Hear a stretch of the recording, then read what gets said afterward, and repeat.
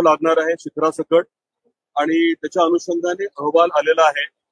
आपण परत एकदा ESI कडनं देखील या बाबतीतला अहवाल घेतोय आणि येणाऱ्या 15 दिवसामध्ये हे स्पष्ट होईल की शिखर पूर्ण आपल्याला उतरवायचं का कसं.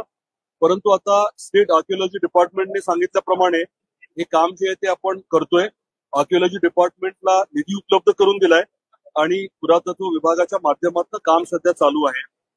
हे जीर्णोद्धाराचं काम करत असताना मंदिराचा परिसर आणि तुळजापूरच्या विकासाच्या बाबतीत देखील एक मोठा आराखडा तयार करण्यात आलेला आहे आणि तो आराखडा आता HPC कडे माननीय आपले मुख्य सचिव आहेत त्यांच्या अध्यक्षतेखाली जी HPC आहे त्याच्याकडे सादर करण्यात आलाय आणि येणाऱ्या पुढच्या 2-1 वर्षामध्ये पूर्ण तुळजापूरचं स्वरूप आपण बदलणार आहोत.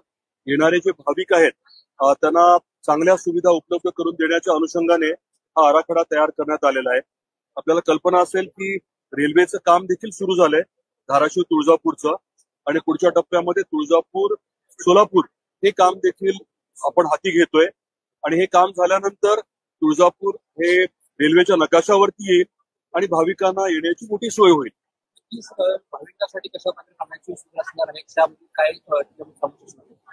आता जे भक्त निवास आहेत त्याच्या पलीकडे जाऊन नवीन पद्धतीने चांगल्या सुविधा असलेले भक्त निवास देखील आपण उभे करतोय आणि आलेला भाविक किमान 2 दिवस तरी तुळजापूरमध्ये राहील, तिथल्या अर्थव्यवस्थेला बळकटी देईल याच्या अनुषंगाने नियोजन आहे.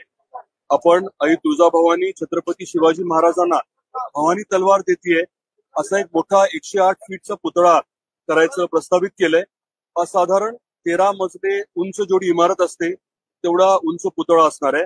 अगदी हायवेवरही दिसेल आणि शेजारीच रामदरा तलाव जो आहे तो ब्युटिफाय करण्याचं देखील काम आपण करतोय. 20 एकरचं बगीचा देखील आपण विकसित करतोय.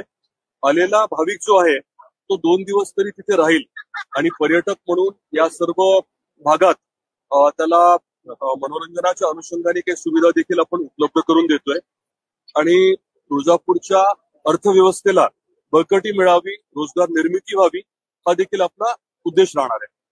थँक्यू.